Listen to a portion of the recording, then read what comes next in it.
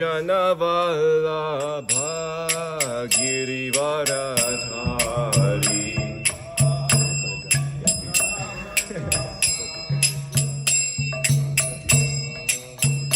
Jaya Gopi Janavallabha Girivaradhari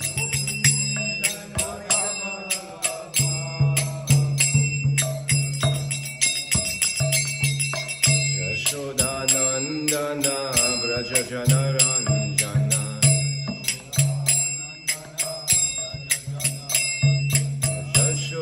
Yashodanandana Braja Janaranjana Yamuna Tirabana Chari Yamuna Tirabana Chari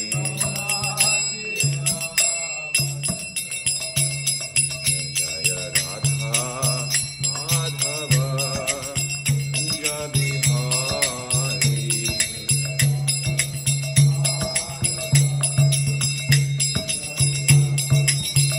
Jaya Radha Madhava Kunja Bihari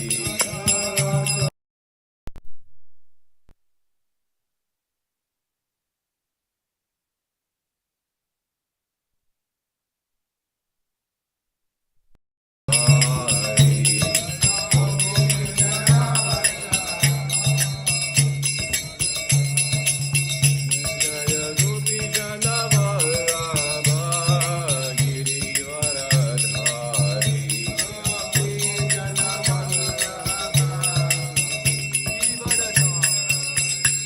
Yashodanandana Braja Janaranjana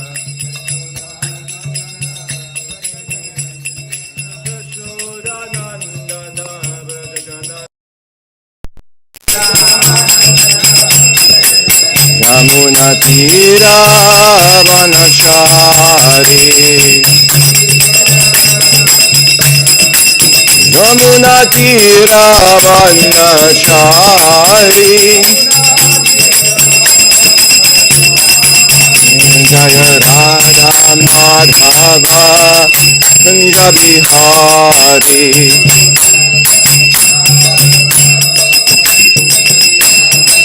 Jaya Radha Madhava Kunja Bihari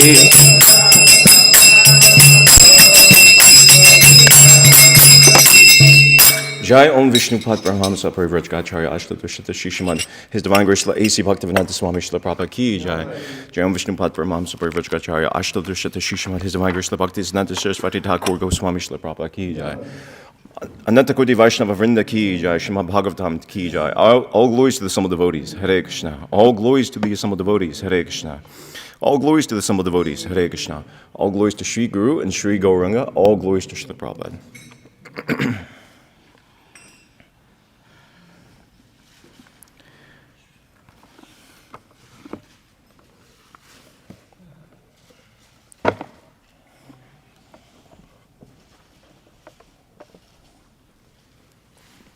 Can somebody pull that up here on the screen? 392. Om Namo Bhagavate Vasudevaya. Om Namo Bhagavate Vasudevaya. Om Namo Bhagavate Vasudevaya. Reading from Srimad Bhagavatam, Canto 3, Chapter 9, Brahman's Prayers for Creative Energy, text number 2. Rupam yat etat avabodharasa udayena shashvat nivritta tamasaha sat anugrahaya ado grihitam avatara shata eka bijam yat nabhi padma bhavanat aham avirasam Rupam yadetadavabhod. What is it? Rupam yadetadavabhoda rasodayena. Shashvan nivritta tamasah sadanugrahaya. Ado grihitam avatara shataika bijam. Yanabi padma bhavanadaham avirasam.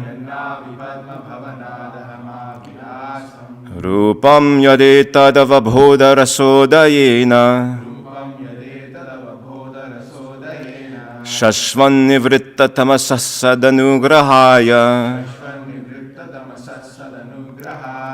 Ado grihitam avatara shataika bijam.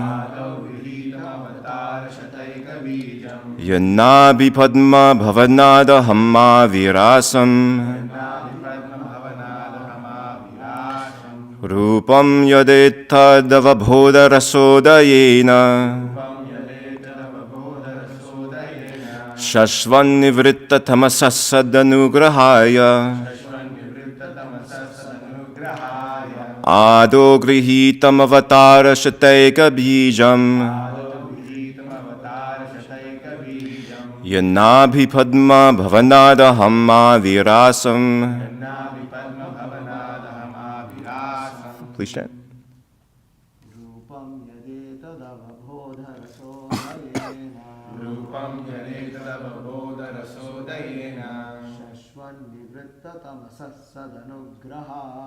Shashvan nivritta tamasah sadanugrahaya. Ado grihitam avatara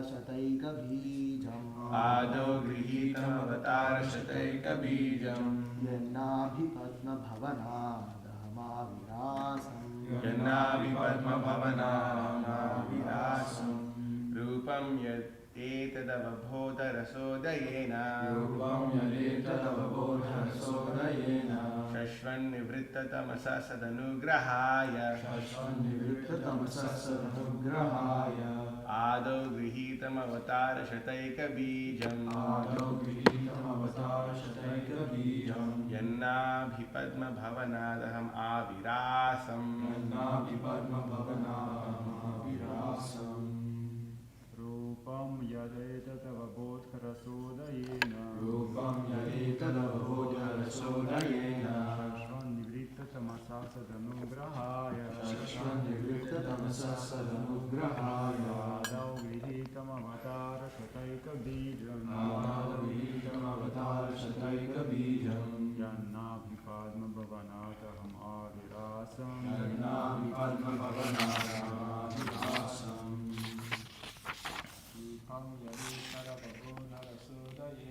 Rupam yadetadavabodha rasodayena. Shashvan nivritta tamasah sadanugrahaya. Ado grihitam avatara shataika bijam. Yannabhi padma bhavanadaham avirasam. Mataji. Rupam yadetadavabodha rasodayena. Shashvan nivritta tamasah sadanugrahaya. Ado grihitam avatara shataika bijam. Yannabhi padma bhavanadaham avirasam. Rupam, form. Yat, which. Etat, that. Avabodharasa, of your internal potency. Udayena, with the manifestation. Shashvat, forever. Nivritta, freed from. Tamasaha, material contamination. Sat anugrahaya, for the sake of the devotees. Ado, original in the creative energy of matter. Grihitam, accepted. Avatara, of incarnations. Shata eka bijam, the root cause of hundreds. Yat, that which. Nabhi padma, the navel lotus flower. Bhavanat, from the home. Aham, myself. Avirasam, translation and purport by His Divine Grace A.C. Bhaktivedanta Swami Srila Prabhupada. The form which I see is eternally free from material contamination and has advented to show mercy to the devotees as a manifestation of eternal potency. This incarnation is the origin of many other incarnations, and I am born from the lotus flower grown from your navel home. The three deities, Brahma, Vishnu, and Maheshwara, Shiva, the executive heads of the three modes of material nature, passion, goodness, and ignorance, are all generated from Garbhodakashayi Vishnu, who is described herein by Brahma. From the Kshirodakashayi Vishnu, many Vishnu incarnations expand at different ages in the duration of the cosmic manifestation. These are expanded only for the transcendental happiness of the pure devotees. The incarnations of Vishnu, who appear at different ages and times, are never to be compared to the conditioned souls. The Vishnu Tattvas are not to be compared to the deities like Brahma and Shiva, nor are they on the same level. Anyone who compares them is called a pashandi, or infidel. Tamasaha, mentioned herein, is the material nature, and the spiritual nature has a completely separate existence from the tamaha. Therefore, spiritual nature is called avabodha rasa, or avarodha rasa. Avarodha means that which completely nullifies. In the transcendence, there is no chance of material contact by any means. Brahma is the first living being, and therefore he mentions his birth from the lotus flower generated from the abdomen of Garbhodakashayi Vishnu.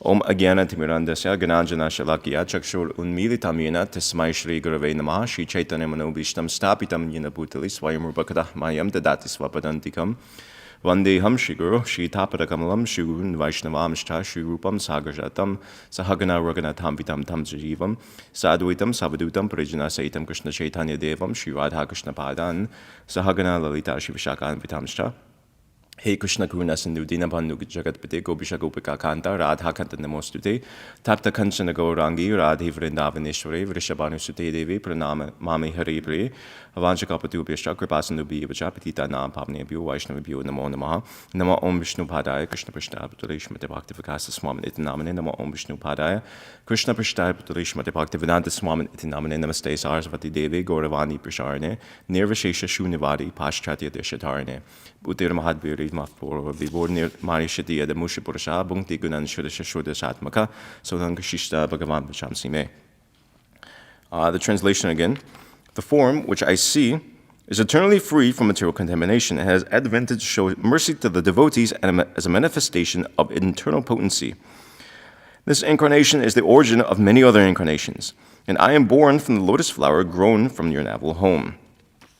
So, Srila Prabhupada in his purport, he's sort of like he comments line by line or phrase by phrase. First, I'll just give some context of what's being spoken here. Brahma is praying to Garbhodakashayi Vishnu. We're hearing of this because Maitreya is enlightening Vidura about the functions of the creation. And we're hearing here specifically how after a partial devastation, Brahma again wanted to create, and he's praying again for the creative energy so that he can again make the world as it was before. So his prayers are being offered here. Yesterday, we heard about, so the purport of his prayers is that he's glorifying the Lord in many different ways, ultimately with the intent that he's seeking empowerment by Krishna. Specifically, Garbhodakashayi Vishnu, actually, he's praying to here, not exactly Krishna, because that's who he's seeing. And he's praying for the power to be able to create again and not be affected. Specifically, it comes at the end as well, not only to be able to create, but also for the Lord's mercy in the form of protection both from the influence of the mode of passion, because he's dealing with the mode of passion, and he's also praying from protection from false ego, protection from thinking himself to be the doer, and always being aware that actually Krishna is carrying out the sarga, and he's just carrying out visarga. Krishna has created, Krishna has given the materials already, and he's just working with the materials.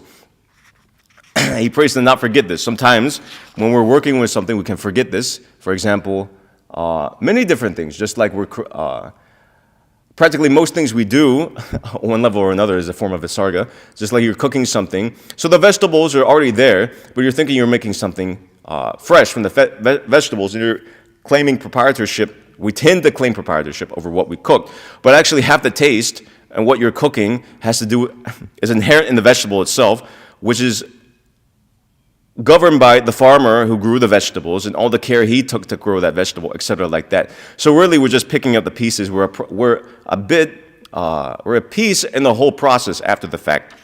So Brahma, as well as all the demigods, Manus, etc., like this, they're taking. They carry out subcreation. They expand.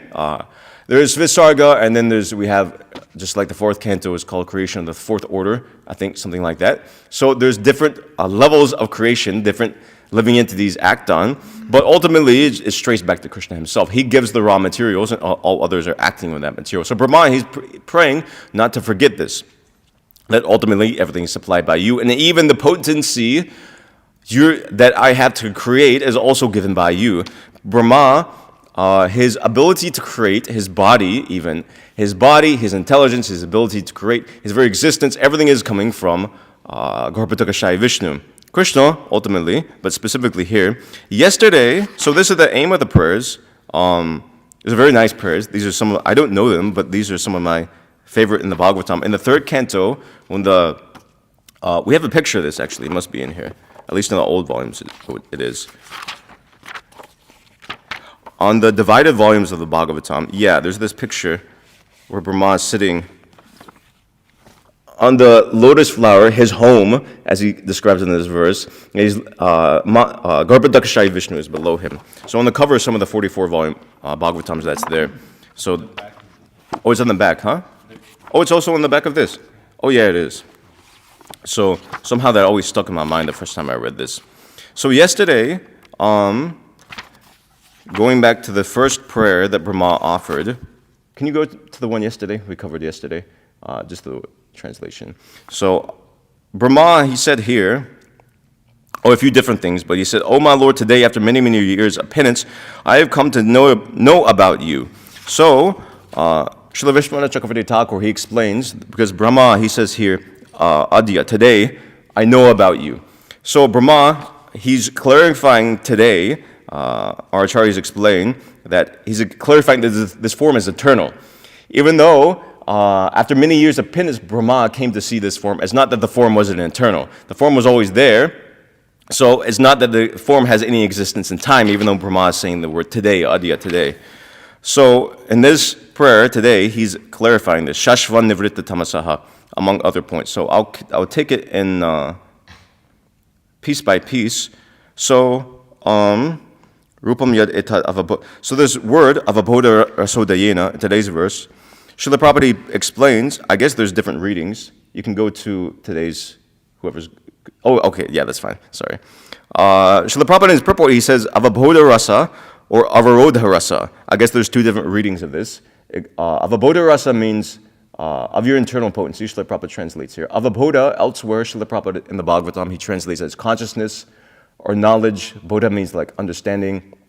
So you could take it as that rasa of consciousness or rasa of knowledge. If you take it avarodha rasa, it means, Srila Prabhupada explains here, that which completely nullifies. So that rasa which completely nullifies, presumably ignorance. So either way, the reading is the same.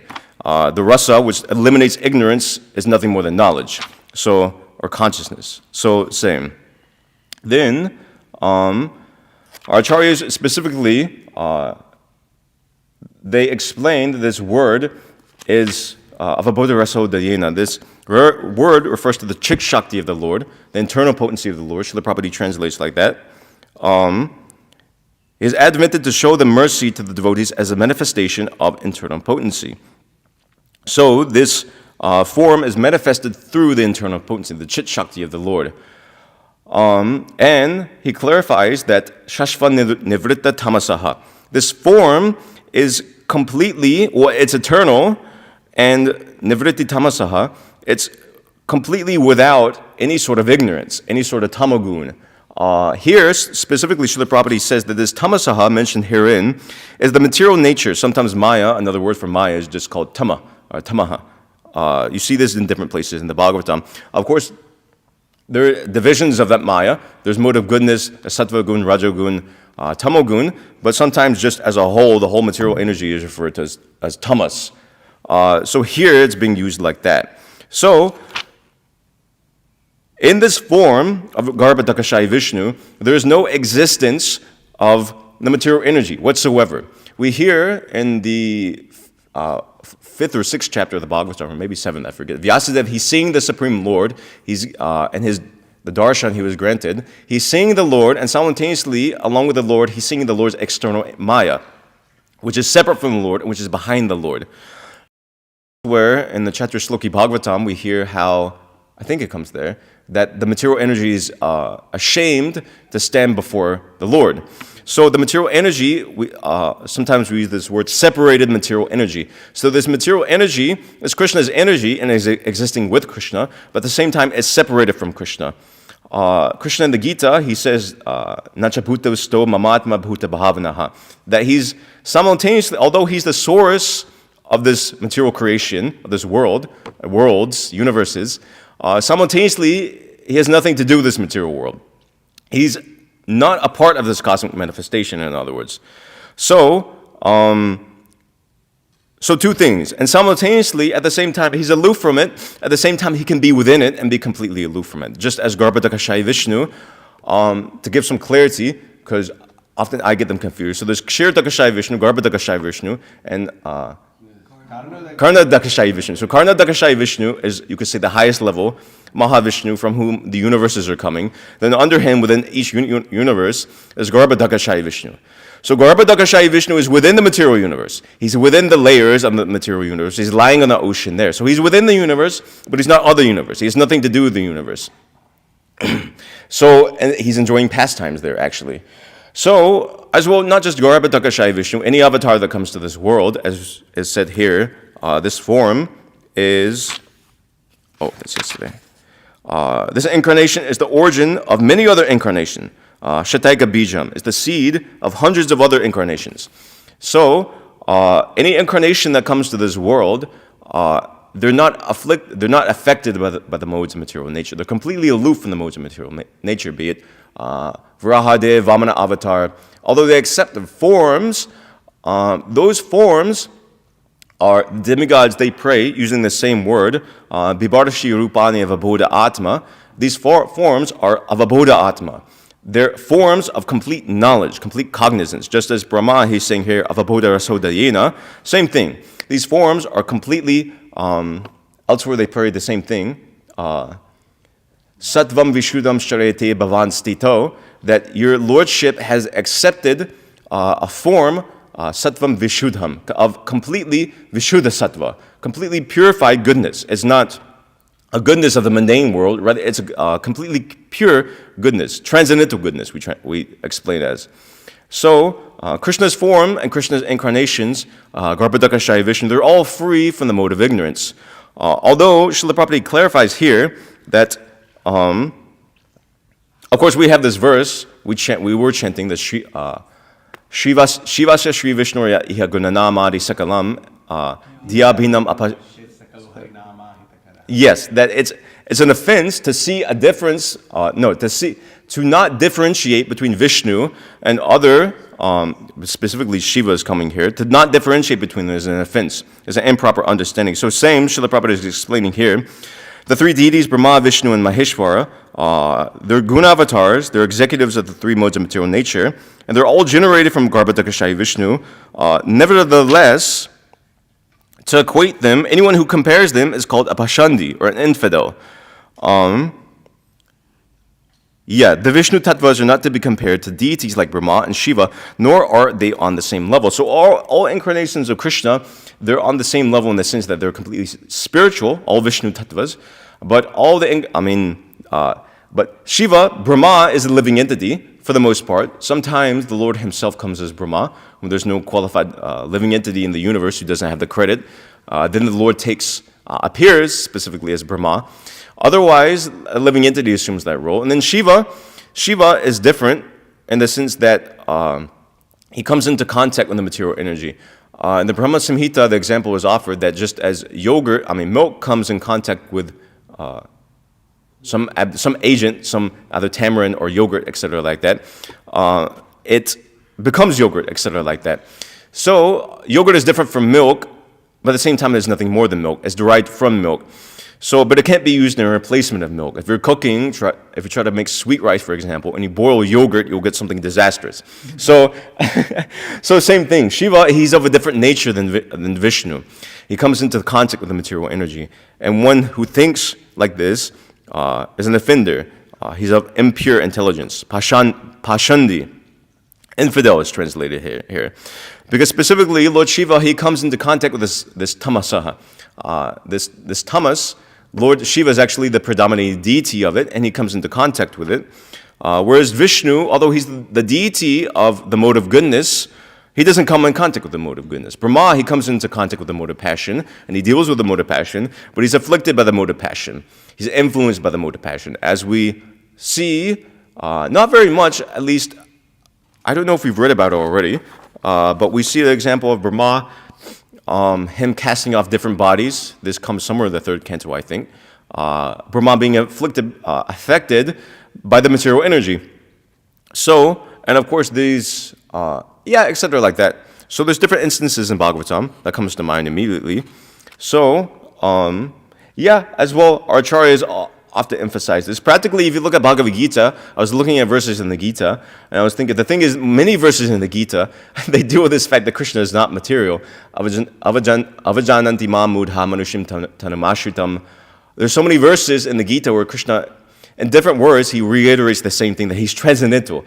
He has nothing to do with this world, and yet, still so many people, they read the Gita, Bhagavad Gita, and they still walk away with a misconception that either Krishna is a mundane historic personality, he's some manifestation of Maya, is some more popular interpretation. But even then, Shankaracharya, he says in his commentary to Gita, Narayana Paro Vyaktat, that Narayana is transcendental to even the material manifestation. He's transcendental.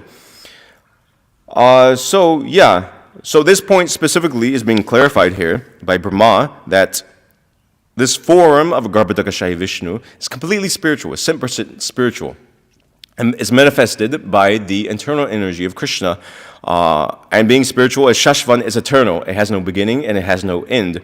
Even though Brahma has just come to awareness of it, it doesn't mean that sometimes you see children. I learned this in psychology class. Children at a certain stage in their life, when they're just born, their knowledge extends to the point of whatever I see before me, that's all that exists. When they see the mother, they're aware that the mother exists. But when the mother goes out of sight, to them, their mind works in such an undeveloped way that they think that the mother has stopped existing. So therefore they cry like that, etc. So unintelligent people, they think that just because the Lord's form wasn't manifested at a place and time, it's temporary. But intelligent people, they can understand that the Lord's form is eternal. It's manifested and it's unmanifested. We have these words. So why does the Lord manifest and unmanifest himself? Or for the demons, he keeps himself unmanifested because they're envious. Also for their benefit, so that the demons won't blaspheme him. Ultimately, however the Lord acts, he acts with everybody's best intention in mind, because everybody's a part and parcel of him. But specifically, the Lord manifests he manifests to kill the demons, that's there, but also to protect the devotees. And that's said here, the same thing. Many prayers throughout the Bhagavatam, you see the same thing comes again and again. There's creation is somehow mentioned in most prayers, and then the Lord's qualities are described. Specifically, in many prayers, I find that they're how the Lord reciprocates with his devotees or protects his devotees. The same thing is coming here in the word Sad Anugrahaya. Sat means devotees. Anugrahaya, I talked about this the last class I had. Anugraha means like, you could take it like favor or mercy. I was curious about this word because I was looking recently. Graha means planet to I don't know, for some of those astrology. The planets are called grahas. Because grah means to seize or hold. So the planets, they're deemed such because they seize or take hold or govern one's life based upon the planetary influence of a person, just like we hear of somebody's, in English, let's say, Saturn period, or the influence of Rahu, an inauspicious planet. So it can cause havoc in one's life. So based upon the planet's influences, they govern or they grasp or they seize upon one's life. So, and then elsewhere we have the duties of a brahmana. I was reading about this recently. Patana, yajana, yajana, dana, pratigraha. So this pratigraha, the same word comes. Pratigraha means to give in charity. So I was wondering, what does anugraha mean? Basically, it doesn't translate so well, but you could take it, there's two forms. You could say it's mercy, to show mercy. And another form which is also a form of showing mercy, to giving a favor, offering a favor to someone. Lord Vishnu, when the four Kumaras, they went to Vaikuntha and tried to barge in, you could say, Jai and Vijay stopped them, and the four Kumaras cursed them to fall down to the material world for some births. And they gave them a choice, actually, and the Jai and Vijay chose that. Then Lord Vishnu, when he appeared on the scene, he begged from the four Kumaras that he said, Anugraho me, please show me a favor, do a favor for me. He asked them a favor. What was that favor? That after Jai and Vijay have spent their time in the material world, can they please come back to Vaikuntha, again, stay at the door. So Vishnu there, Lord Vishnu Narayan and Vaikuntha, he asked a favor from the four Kumaras. So sometimes anugraha is used in that sense too. So either way you take it, meaning is basically the same. So to show mercy or to show favor to the devotees, this says sad anugrahaya. He accepts these forms. What is that mercy? That mercy can come in different forms. I was mentioning this previously in some classes ago. Of course, we understand this generally. Krishna's mercy can manifest in different ways. It can manifest materially, that one can get a good material situation, one can get a good house, a steady job, good wife, good income, etc. Like these are all God, you could say, symptoms or signs of Krishna's mercy upon somebody. Even non-devotees, that's also Krishna's mercy upon them because they desire such a thing, so Krishna is giving them such a thing. According to their karma, of course, it's not that they have special mercy, but also, the opposite of these things. So one can have a good home, one can be homeless, as the 6 Goswamis were. They lived under a different tree every night. That's Krishna's mercy upon them. One can be very wealthy. We see, for example, Prahlad Maharaj, he was benedicted by Lord Nrsimhadev that you stay here, you enjoy your father's kingdom. Well, Dhruva Maharaj and also Prahlad Maharaj, they got this very similar benedictions. They were gifted a great kingdom, which entailed great kingdom means great wealth. So they were benedicted by the Lord with great wealth. That was the Lord's mercy upon them. Among other things, he also benedicted them with pure devotion, ultimately. But also, not only is wealth a sign of anugraha, a sign of mercy or a favor by the Lord, also the loss of that wealth is also the favor of the Lord. Just like there's this verse commonly quoted by Srila Prabhupada, Yasyaham anugrahnami, the same word, anugraha. I'm merciful unto someone if what happens, harishi tadhanam shanahi, if I take away their wealth. So not only if Krishna gives somebody wealth, is that a form of mercy, is Krishna doing a favor for them, but also if he takes that wealth away.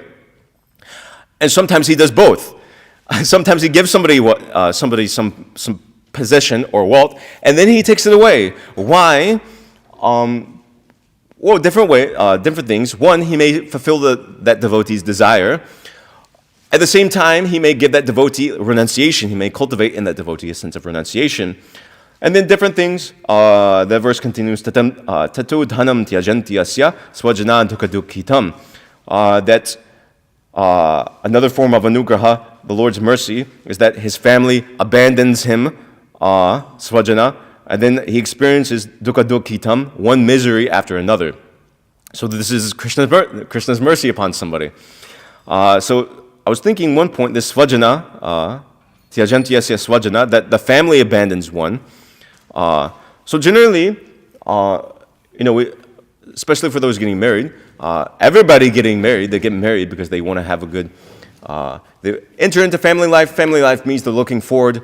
As with any case of the material world, whatever we do, we're looking for a favorable outcome. Just like we purchase a building, we want the building to be nice. We don't want the building to be falling apart. We purchase a car, we don't purchase some ramshackle vehicle that's falling apart. We purchase a vehicle with the hopes that it will be nice.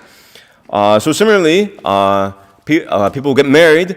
They hope that their spouse and children will be nice. There will be, even in devotional service, that they will be Krishna conscious, that there will be good devotees, follow the principles. Sometimes that doesn't happen. And that may be Krishna's mercy upon that devotee. Just like, for example, we have in the Bhagavatam, King Vena. He was described as a horrible son. I forget who his father was. But it's described there that King Vena's father, for those of you who haven't read there, Vena was a sinful king. He was an atheist. He tried to induce the Brahmanas to worship him as God. He stopped sacrifices throughout his kingdom, and he tried to induce the Brahmanas and sages to worship him. From an early age even, he would torture young animals and kill them, even when he was a small child. So immediately you can understand. Sometimes you see people like that. I don't know if anyone has known people like that. Very demonic people. From a young age, you can understand that their karma is to be a demon. So Vena was such a demon. But his father was relatively pious. So why did he get such a demonic son? What happened there? Initially, his father was lamenting that I've got this horrible son. He was saying, how unfortunate I've gotten this son. Why does this happen? But then he thought again, actually it's very good I've gotten this son. Why? Because a good son, it keeps one attached to family life, whereas a bad son, it detaches one from family life. Generally, we think the opposite. We have this word putra, that a good son is meant to deliver the father by performing Shraddha ceremony, etc. like that. But the son may be bad. He may be atheist number one. Still, that can be good for specifically a devotee, not for a materialist, because it detaches him from family life. Just as Srila Prabhupada, he related in his own life that he was not very much attached to his wife. He didn't like his wife. But his father, Srila Prabhupada's father, Gaur Mohan De, he said that's very good, actually, because it will teach you, I'm paraphrasing him, that it will teach you renunciation and detachment from family life. So sometimes it's like that. We may make all arrangements, even for family life, and we may enter into the Grihastha ashram thinking that it will be beneficial for my Krishna consciousness. We hear descriptions in the Bhagavatam of how the wife, in the 4th canto of the story Puranjana, the wife is like a good fort that keeps the body stable, etc. like that. And Srila Prabhupada is purports over there saying how a good wife is favorable for Krishna consciousness. He helps the husband, householder. Sometimes the wife may not be good. Sometimes the husband may not be good. But also, we can view that as the Lord's mercy upon us, giving us impetus for our own Krishna consciousness, giving us detachment from family life. Otherwise, sometimes we see devotees that remain in family life because they're, for different circumstances, of course, up until the fag end of their life. But our acharyas didn't demonstrate this, nor did Srila Prabhupada teach this. He taught that we should leave family life at the age of 50, or at least start trying to do so. Of course, the Shastric injunction is that you go to the forest at the age of 50. Of course, there's no forest to go to now. Elsewhere, Srila Prabhupada, somewhere, I think in the 9th or 10th canto, we explained that going to the forest means taking shelter of the dhams in this age. So that's one way to gradually enter the Vanaprastha ashram.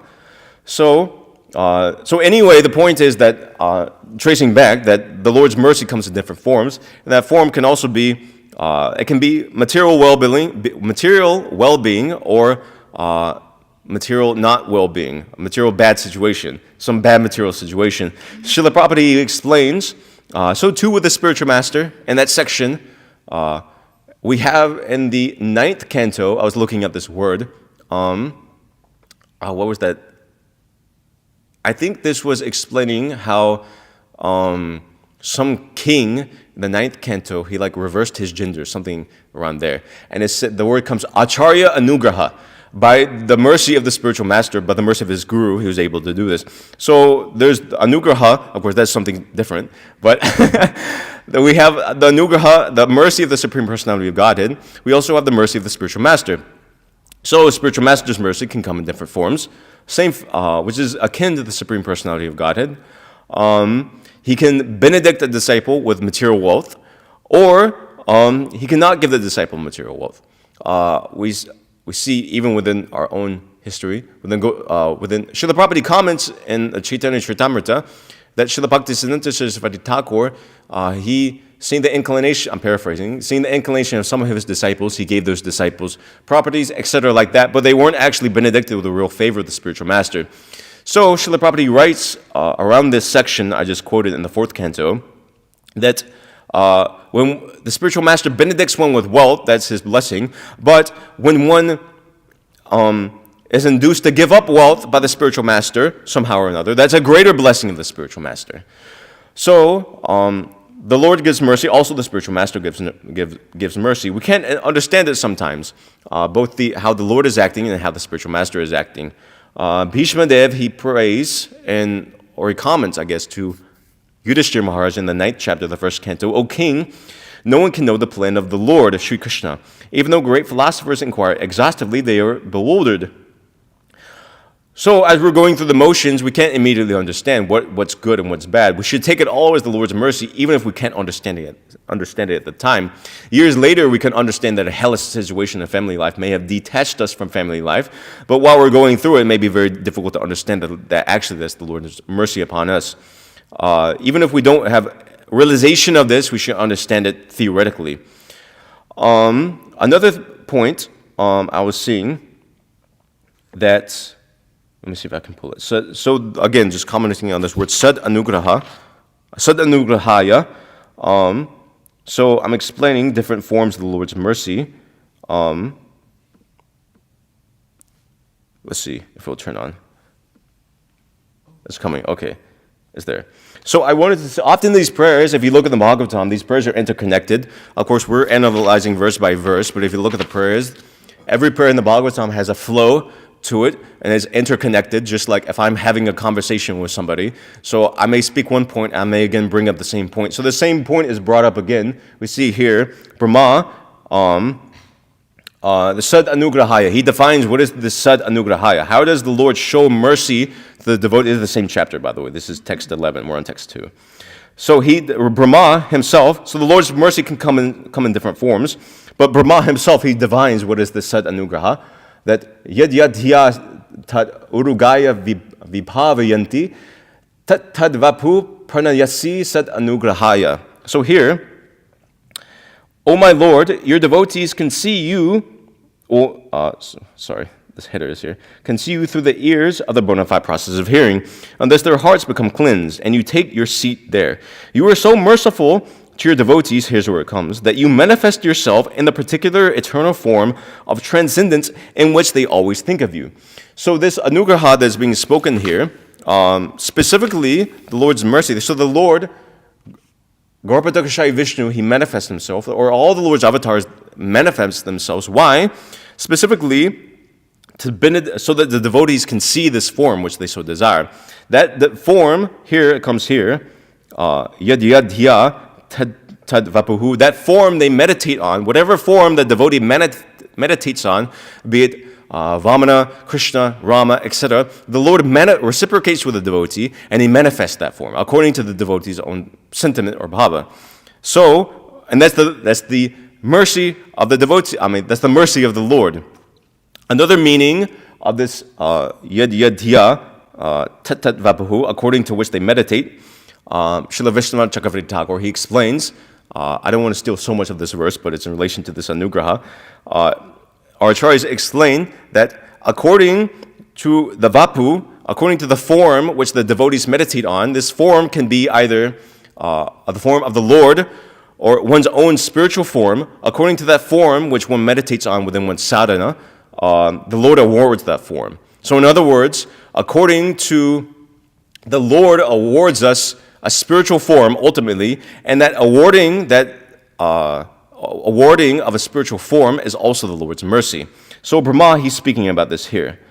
Other points in this verse, let's see, I'll pull it up here.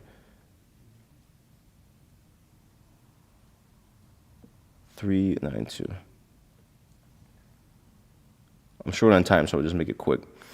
So we have Adau Grihitam. Grihitam means to like accept. Srila Prabhupada translates here, accepted. So Srila Vishwanath Chakravarti Thakur, he explains that this can't exactly mean accepted here, or rather, more clearly, because Srila Prabhupada he translates it as accepted. It's not that the Lord accepted this form at any point in time, because generally in conventional language, even in English, if I accept something, that means I didn't have it before. So it's not being used in that sense. It's not that Garbhodakashayi Vishnu, this form wasn't manifested before. That form was always there. Rather, Jiva Goswami, he explains that this Grihitam, it means this form is brought before the vision of the devotees. And then also, as well, other words come here. Avatara Shataika Bijam. So this form this incarnation is the origin of many other incarnations, specifically, as said here, hundreds. Brahma, within his Brahma Samhita, he says something similar. Here we have hundreds. Elsewhere he says thousands. Sahasra Shirsha Purusha, Sahasrakshta Sahasrapat, Sahasra Bhahur Vishvatma, Sahasramsha Sahasra Suhu. That the Lord of the mundane world, Mahavishnu, specifically is talking Garbhodakashayi Vishnu here in this verse, even though Mahavishnu is used. He possesses thousands and thousands of heads, eyes, and hands, and he is the source of thousands and thousands of avatars in his thousands and thousands of subjective forms, amshas. So, Garbhodakashayi Vishnu, Krishna himself is the fountainhead of all other incarnations, but all these incarnations, not all of them, but at least those which appear in the material world, they enter through this chain of Mahavishnu, then through Garbhodakashayi Vishnu, if they come to the world, etc., like this. So, and we should keep in mind that Brahma is praying here to Garbhodakashayi Vishnu. So these incarnations, they come through that medium, and also Garbhodakashayi Vishnu, presumably, also his further incarnation. Further, we hear, I don't know the Sanskrit for that, but it comes in the Chaitanya Charitamrita, the prayers to Nityananda, Lord Nityananda in the beginning, that we have something like Amsha, Amsha, Amsha, something like that, a part of a part of a part of a part. So, Garbhodakashayi Vishnu is an Amsha of Mahavishnu, and presumably there are further Amshas of him. Vishnu Tattva that can expand unlimitedly so. So, like this. So this form is this Garbhodakashayi Vishnu, he is the root, the seed of all other, hundreds of other incarnations. And then he concludes just saying where he came from. Yanabi Padma Bhavanada Ham Avirasam. It's amusing a little bit. It says Bhavanat, from the home. He calls Lord Brahma, he says, I am born from the lotus flower grown from your navel home. That's the home of Lord Brahma. His home, we're attached to home and hearth in the material world. That home and hearth for Lord Brahma is the lotus flower that's personally coming up from the navel of Garbhodakashayi Vishnu himself. So he's just stating something here. That's pretty much all the points I've gone through in the purport, and in the verse itself, I'm just looking. Yeah, there are different points. One point here, I just glossed over in general. Srila Prabhupada, referring to this Sadhanugraha, this mercy of the Lord, they're expanded only for the transcendental happiness of the pure devotees. So, again, similar thing, synonymous practically. The Lord comes to this world to make his devotees happy, to see, because there's the loving relationship between the two. The devotees are trying their best to see that the Lord is pleased, the Lord is happy. So similarly too, the Lord wants to see that the devotee is happy. So the Lord expands these forms for this purpose, for the sake of his devotees' pleasure. So I can end here and take any comments or questions anybody has at this point. Yes? Some small comment for this. It's Anga Maharaj, I guess. This Anga Maharaj, the father of Vena, and this was interesting. He was devotee, and he don't have a son. It is also a favor. Like, okay, you don't have a son. It's like it will be very nice for your spiritual life and your life. But he have a desire. I want to have a son, and he starts because performed some yagya, and Brahmanas came. They told that I don't know, like, but the demigods cannot accept the whatever we offer for them, the offerings. And we check all your life. You don't have any problem in this life, but in previous life you have some impious activity. Because of that, they cannot accept the offerings, whatever we give. But you can pray to Vishnu, and they start to pray. And they start to pray to Vishnu. Interesting. And his wife was the daughter of the death personified. You can see the wife, the daughter of the death personified, and the son of this mother. He can accept the qualities of the father of this mother. This means he like a completely demoniac, and he was not only killed these animals. He killed the kids. Kids? Oh, he killed his friends. He killed his friends. He playing with friends, and he killed the friends. He completely and then he stopped the yagya, or the Brahmana performed the yagya. And when I read this, I thinking, see, Krishna want to give a favor for his devotee, but so many people suffering because of that. This means like so many kids was there, the Brahmana is suffering, the people is suffering like this, but Krishna show his special favor to the devotee, and he renounced very easily. It's amazing. Like for one devotee, so many people suffering, but Krishna. Yeah, that's a good point. Thank you for sharing that. Yes. I'd like to read something from the 11th canto, chapter 4, verse 5, concerning the guna avatars and Lord Vishnu's transcendental position. So, this is in the purport. Whereas Brahma and Shiva faithfully engage in service to the Supreme Lord, Vishnu is the Supreme Lord himself, and therefore his activities of maintaining the brahmanas and religious principles, as mentioned in this verse, are not occupational duties but lila. So in addition to being a gunavatar, Vishnu is also a lilavatar, according to Srila Jiva Goswami.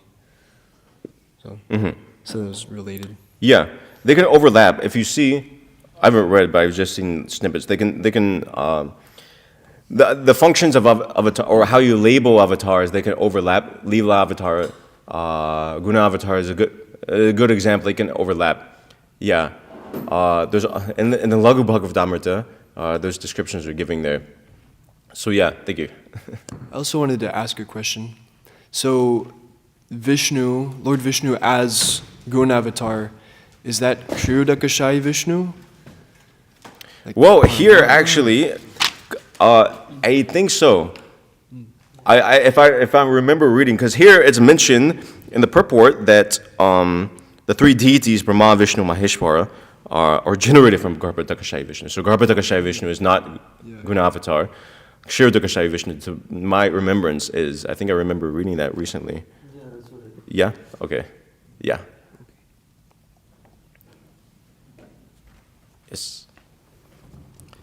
So you were quoting the 3911, and you were saying, Yeah. And you were speaking about how our acharyas say that it's a eternal form, or it's what we meditate upon our own Siddha Deha? Yeah, basically, according to the sadhana you execute, and the spiritual form, of course, an elevated sadhana, according to that form you meditate upon, and Raganuga sadhana, you get that. The Lord awards that form, and that's His mercy upon it. Another meaning, Vishwanath Chakravarti Thakur explains that. Sridhar Swami, which Srila Prabhupada translates as in that verse, he explains that Vapu, those forms, as the Lord's forms, but they can also be taken according to what the devotee is meditating upon. So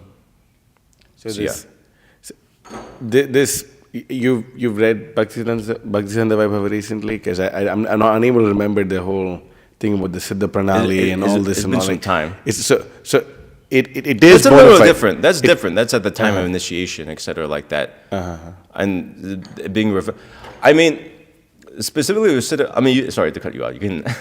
As far as I remember reading, and that's why my memory is probably here and there, but as far as it was actually bona fide, and one of our acharyas actually had Siddha Pranali, but it was only given to very qualified personalities. But then the fact that the Sahaja started making a cheap thing out of it, Bhaktisiddhanta Saraswati Thakur spoke so heavily against it, as far as I remember. Right? That's so it is bona fide. Right? So the pranali and all these things, Yeah. but not the way it's popularly given now. Yeah, But our acharyas actually did it.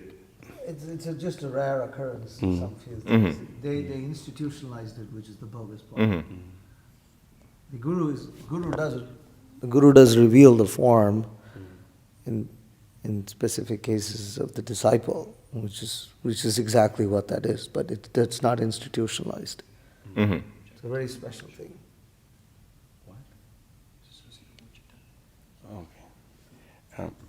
So I had one more question if no one else has. I have a question just to clarify. So do you choose your sarup or is it? No. Because- well, actually, I'll tell you this. Srila Prabhupada has different answers on this. Can I it's something in teaching Yeah, Lord go Chaitanya. I was reading. Generally, no. It's, in the teaching of Lord Chaitanya, it says that there are confidential devotees who are more or less attached to Nityananda Prabhu and Dvaita Prabhu, and are attracted by other transient relationships such as parental affection, friendship, servitorship. And then it says, when such devotees are very much attached to the activities of Lord Chaitanya, they at once become confidential devotees in conjugal love of the Supreme Lord. From that, it seems like you could be a devotee of Lord Nityananda Prabhu, but then when you become attached to the activities of Lord Chaitanya, then you become a confidential devotee in conjugal love. Yeah, it could be. And so could so in one sense, it seems like, yeah, your swarup is already fixed, but then from that, it seems like once you become attached to the activities of Lord Chaitanya, then you can... Yeah, but we have Murari Gupta, who was attached to Lord Chaitanya they were very good friends from Lord Chaitanya's even boyhood, but he was attached to Lord Rama, for example.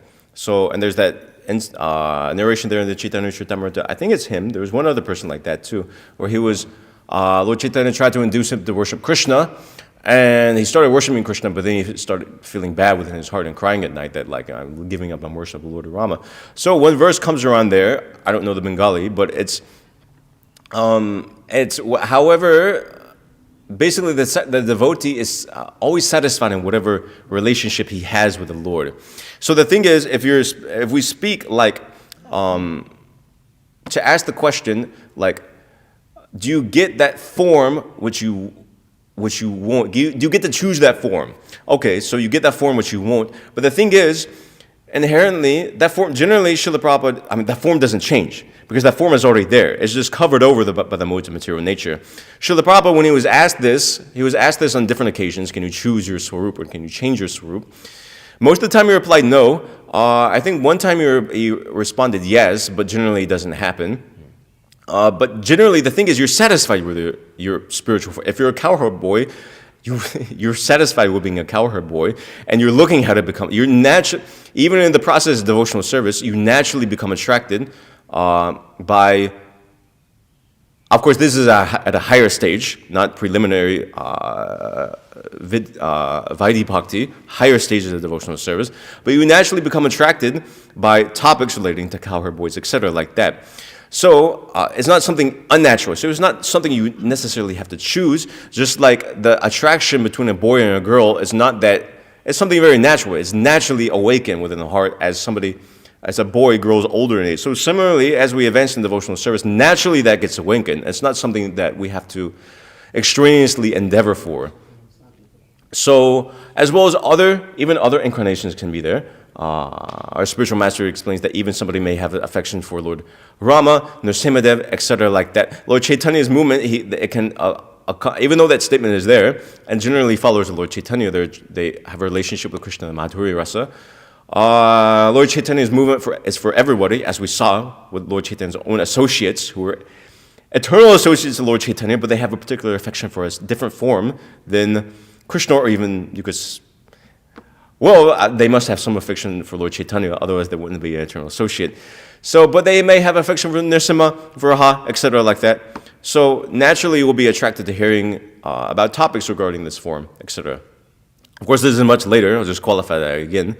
But yeah, generally, no, because there's no need to, really. It's not that, Vishaka Devi is thinking, or she's That's a little different. It's not that Madhu Mangal, for example, is thinking, I want to be a gopi. He's satisfied in his position. It's not that he ever wants to change his position. So similarly, too, we may not be so elevated, but we have a position in the spiritual world, even if it's a blade of grass.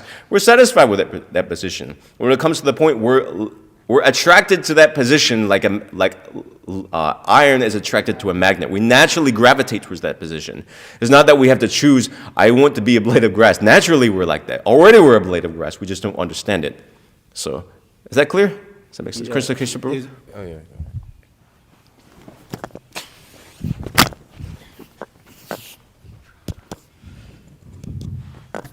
I want to just add regarding what you're saying to the Navani Hoda Prabhu's point. Srila Prabhupada, in one morning walk, there are many ways, many times Prabhupada said about this. As far as I remember, one morning walk, Prabhupada was asked about this Swarupa. Mm-hmm. Then Prabhupada said that now what we are practicing is Vaidhi Bhakti, Vaidhi Sadhana. And as far as the verse in Nectar of Instruction is there, Tannama Rupa, Charitadi, Sukirtananu, Smrityo Kramena Rasana Manasi Niyojya, Tishtan Vrajeta Danuragi Jananugami, Kalam Nehet.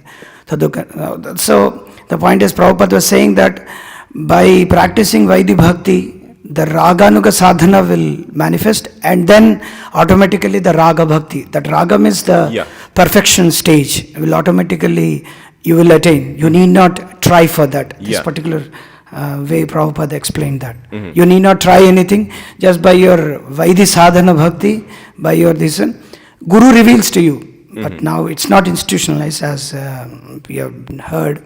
But actually the Guru only will, because you are showing your inclination, the Guru sees and then he can see your Swarupa, actually, to say. But now it is being like, in Radha Kund and all, they make a mockery out of all these things. But actually the spiritual master can see you, what you want, what you need. Just like spiritual master can engage you in devotional service, the same way he can see you. He can see through you what you want, what you are actually. So that doesn't manifest so easily. It takes millions of lifetimes, may take even one lifetime. But we are not eager for that. Mama janmani janmani bhavatat bhakti rahitu. So we will continue our devotional service. When it comes, it comes. We don't bother. Just like Prabhupada gave example of a child having genitals, but he need not use it. So it's already there. So when a time comes, he will use it. So it's like that. One thing I wanted to add regarding this renunciation because of having a wife or a children. I don't know whether you have read, you can quote me. But in India, basically, when there is a problem because of wife, too much problem, they will think that these might be the enemies in my previous life. Basically, the enemies who are there previously. As explained, and Srila Prabhupada explains, sorry to cut you off, but even in this past times, it's explained that the Vena was the enemy in a previous life. He was the enemy of that king. I forget his name. Anga. Yeah, Anga, Maharaj Anga. He's taken birth as a. He's called Shatruputra. Yeah. So it's a fact. Yeah. Yeah. So the wife or the children would be definitely their enemies. Otherwise, and somewhat favorable enemies or unfavorable enemies. It depends on, like you said, like you are making a point that. Maybe because of having a wife like that, he might renounce, but it's not so every time. Like if you see, though, sometimes they divorce the wife and have another wife, and then divorce and then have another wife. So they change, because they don't have a background of renunciation or something that we can have a higher taste or something. So it depends on the background, depends on so many things to just renounce. Because Prabhupada had a good father, his background was, of course, we don't judge materially. But what I'm saying is it requires so much of sukruti to renounce and then come to that higher thing. Even though one may understand in one's life that this wife, what I have done, why this is like this, or why my wife is like this, why my children are like that. Even though one may have like that, but he may change wives, he may change houses. So yeah, that's a very good point. Yeah. And one more thing regarding this anugraha. Spiritual masters are as far as or Supreme Lord's mercy, all is everything you have explained, but there is one mercy regarding Prabhupada or Acharya speak about Duryodhana's, Balaram's mercy, showing mercy Yeah, I on, was seeing that actually. on Yeah, that's the word Duryodhana. is used actually. Actually, Acharya said that is called as Kapata Kripa. Kapata Kripa means, Kapata means, what I can say? Cheating mercy. So the mercy is there, but it's actually cheating. So like that, sometimes spiritual master may tell you some things, some seva, something which is actually, sometimes it may happen. It might cheat you because you want that. It's not that he cheats you, because you want like that. So we have to be like, this is also one point is there. Yeah. Yeah, thank you. One other thing that was just coming to my mind, the same thing, we have a commentary that Chitraketu Maharaj's son, who died, he did nothing more than die, but it caused Chitraketu so much misery. And that was also his enemy. That's explained there. But the difference between Chitraketu and Srivas Thakur is somewhat different. Chitraketu, it was just over, but Srivas Thakur took it in another way that actually if Nityananda Prabhu is happy by my death of my son, then that's what he was telling about. Srivas Thakur was very happy because, even if Srivas, Nityananda Prabhu is happy because of my death, son's death, it's let my son die. You remember that? Anything else?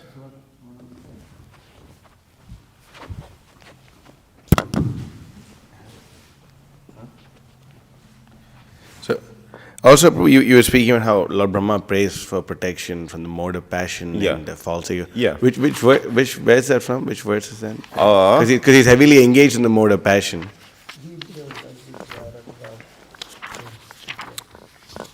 Well, give me a moment, I can see. Mati, do you have a question? No? Okay, otherwise if there's more from the men, I can take. Anything more? No? Okay, let me look for this. It comes at the end. Oh, here. Yeah.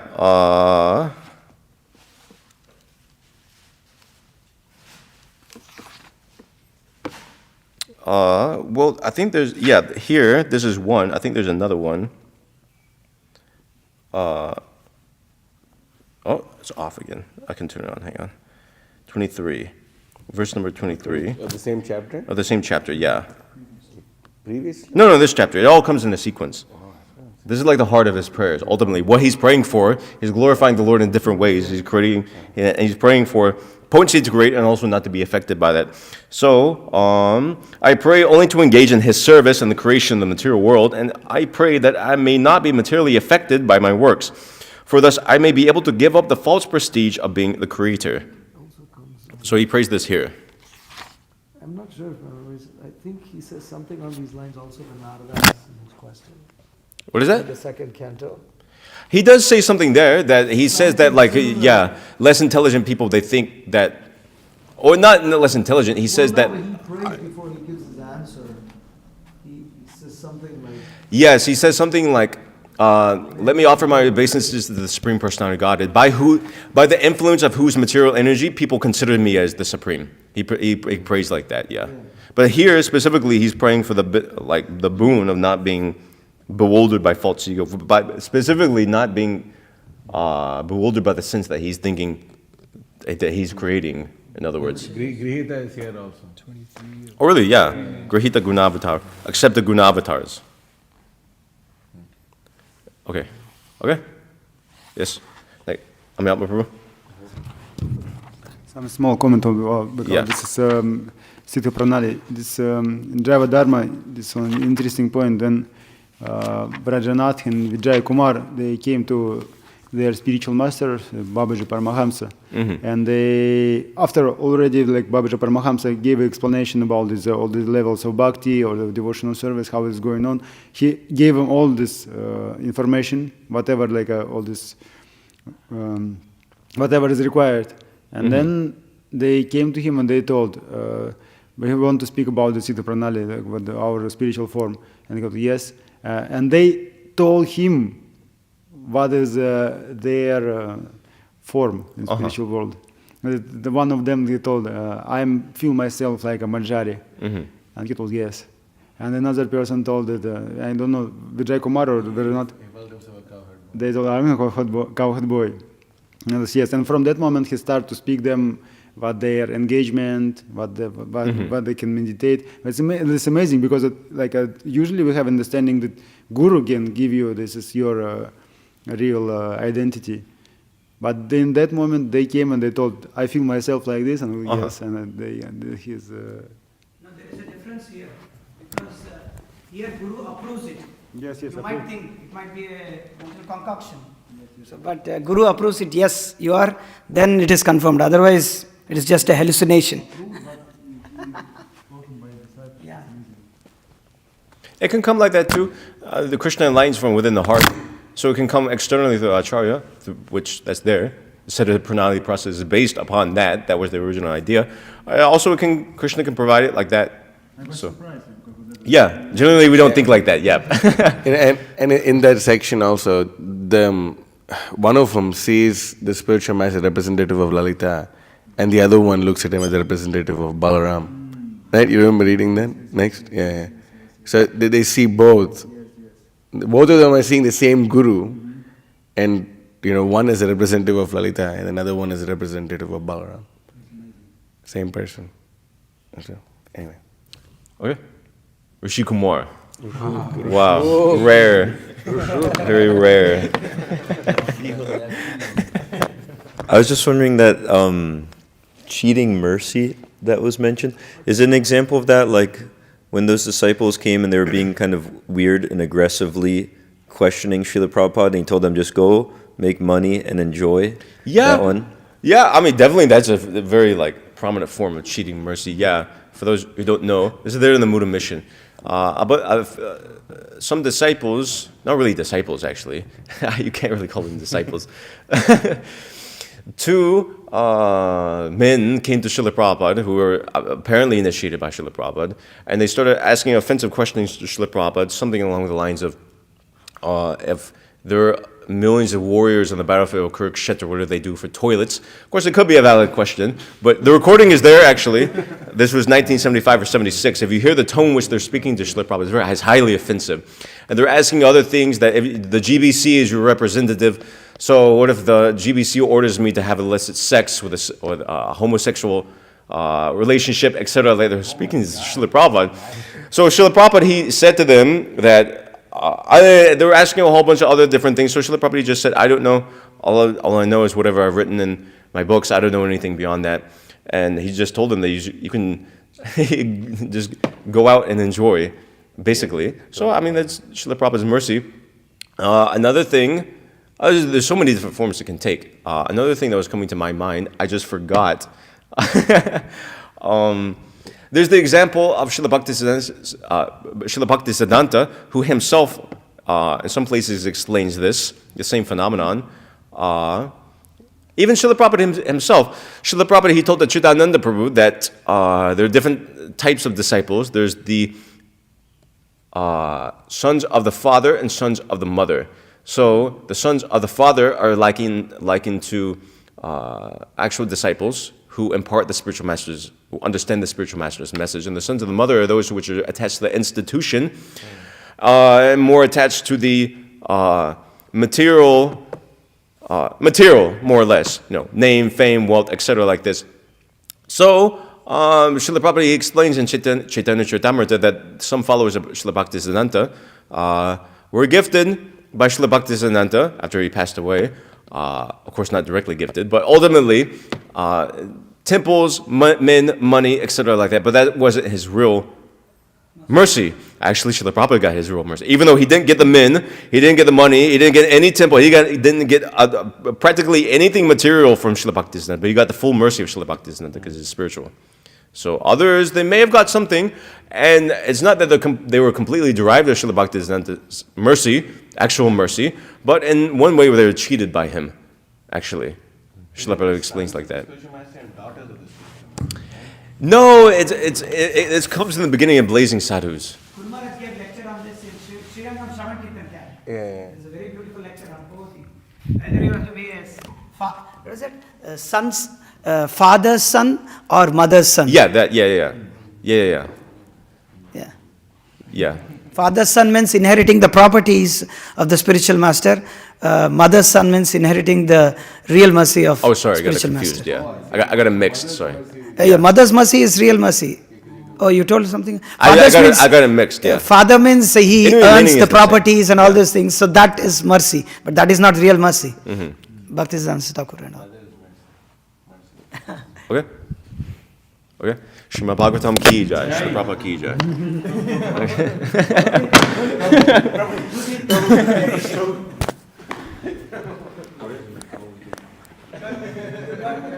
Mercy. You got confused with the mother and father.